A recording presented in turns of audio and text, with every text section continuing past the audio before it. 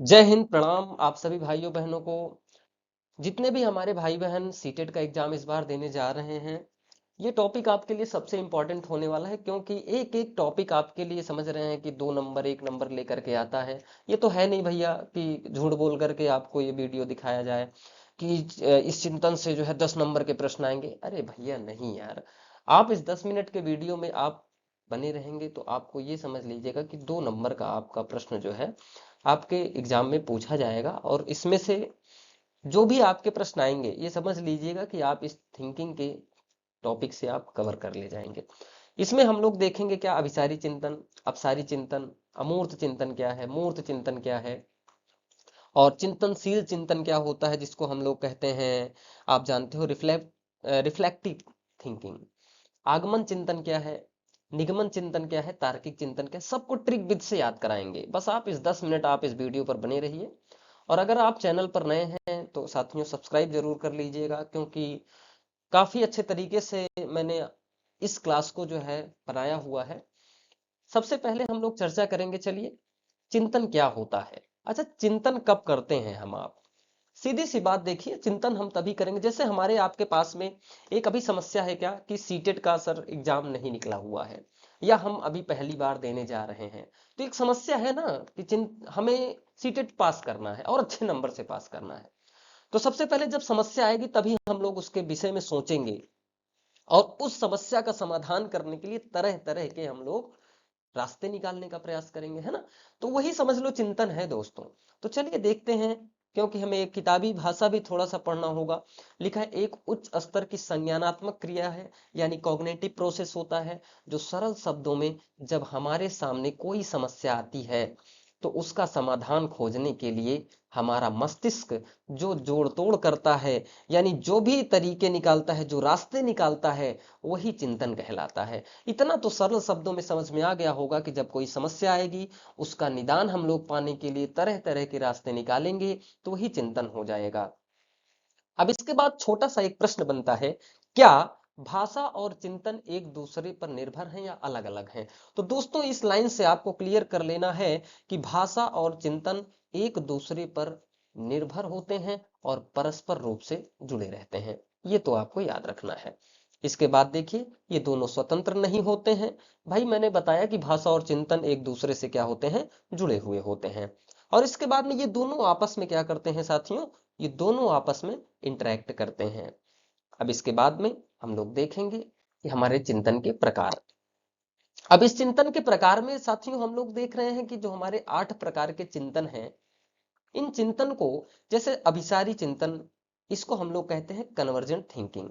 अपसारी चिंतन, divergent thinking. अमूर्त चिंतन, abstract थिंकिंग।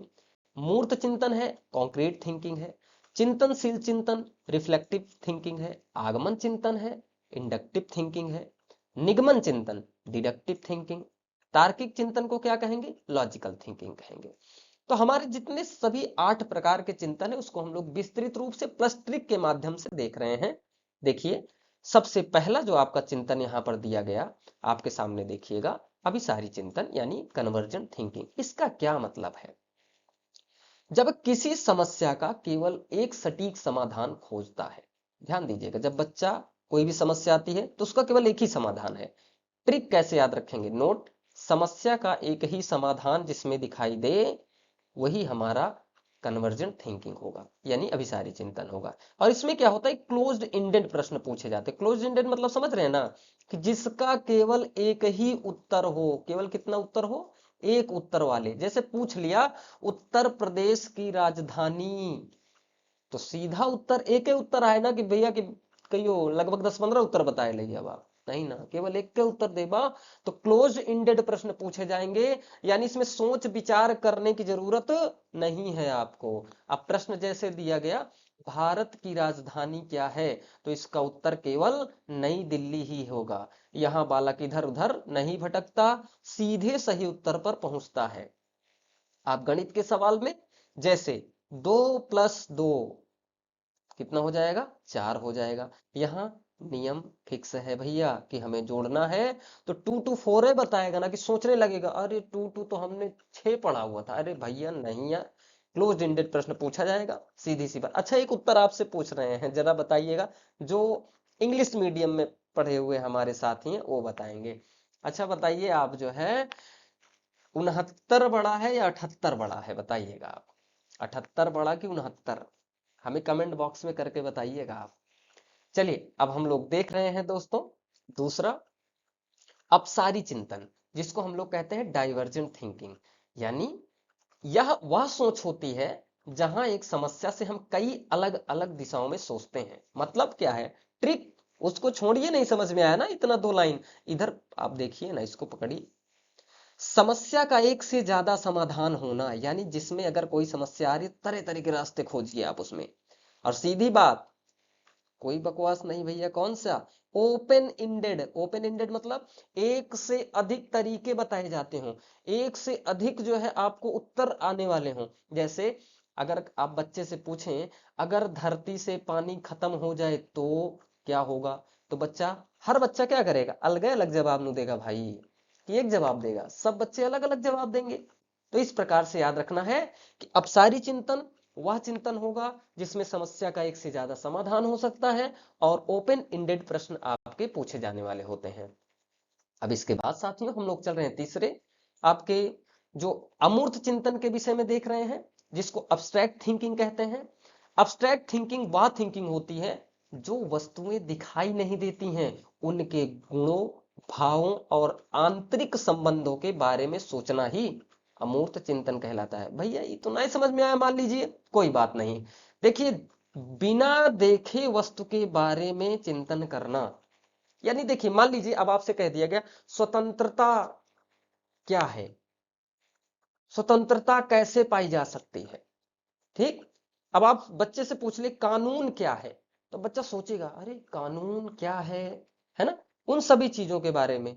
तो बिना देखे हुए वस्तु के बारे में, यहां पर क्या होना चाहिए, वस्तु होना चाहिए, याद रखिए, वस्तु के बारे में चिंतन करना अमूर्त चिंतन कहलाता है। इसके बाद हम लोग देख रहे हैं मूर्त चिंतन, कॉन्क्रीट थिंकिंग, प्रत्यक्ष सोच जिसको कहते हैं, केवल उन्हीं चीजों के बारे में सोचना जो सामने दिखाई दे, है ना।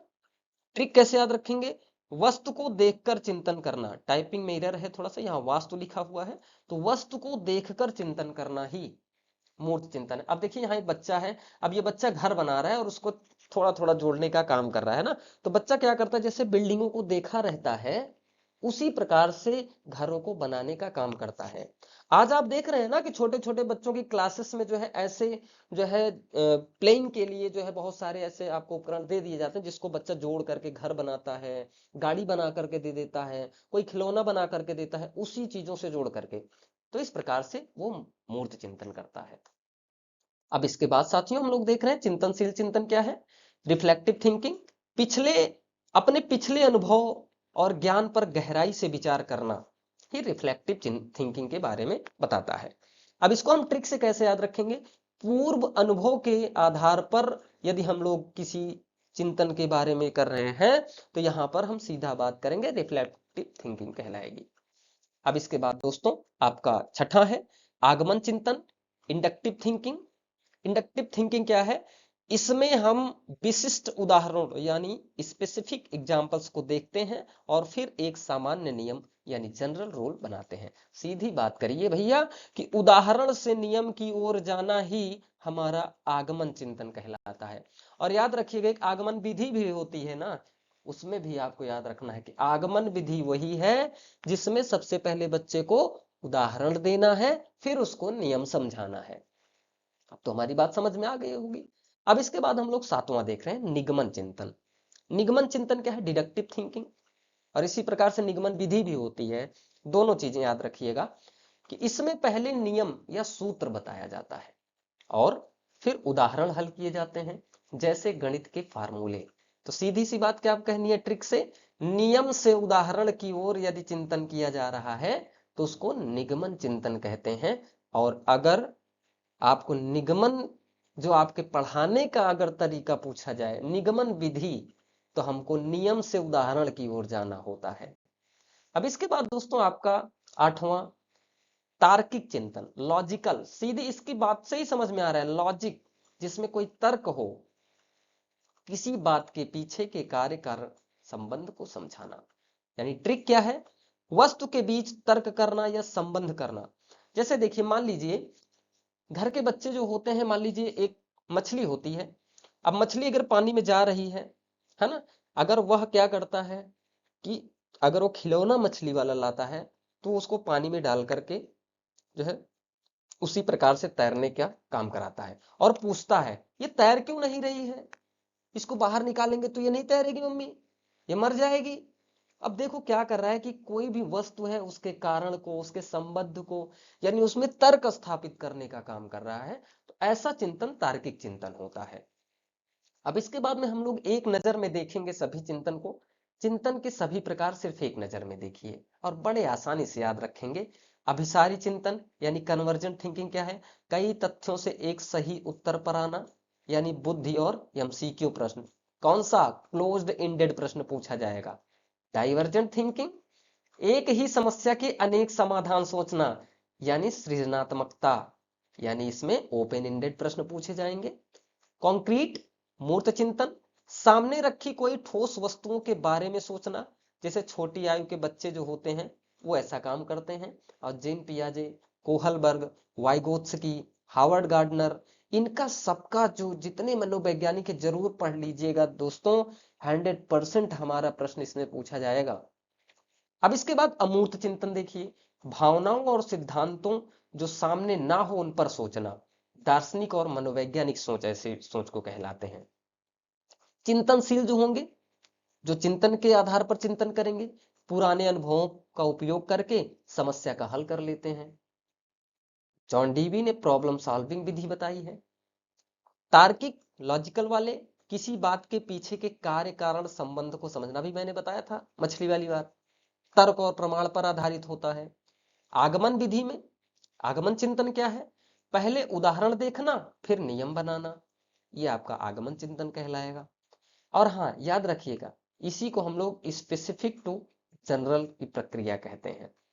निगमन डिडक्टिव में पहले नियम जानना और फिर उदाहरण हल करना, ये सामान्य से विशिष्ट की तरफ लेकर के जाएगा। तो ये सारी चीजें आप याद रखिएगा दोस्तों। और अगली वीडियो में हम लेकर के आएंगे इसी थिंकिंग वाले चैप्टर का प्रश्नोत्तर, और इससे आप कैसे प्रश्न बनाएंगे। अगर आप इस वीडियो को बेहतर तरीके से देखे होंगे तो अगली वीडियो जो एमसीक्यू वाली होगी उसमें सभी प्रश्न आपके सही हो जाएंगे। तो आज के लिए दोस्तों इतना ही।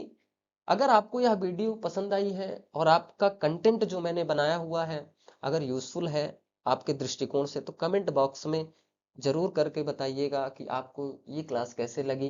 क्योंकि आपका लाइक, आपका कमेंट ही हमारा एक मनोबल होता है और हम और बेहतर करने का प्रयास करते हैं दोस्तों। तो आज के लिए इतना ही साथियों, मिलेंगे आपसे अगली क्लास के साथ में। जय हिंद।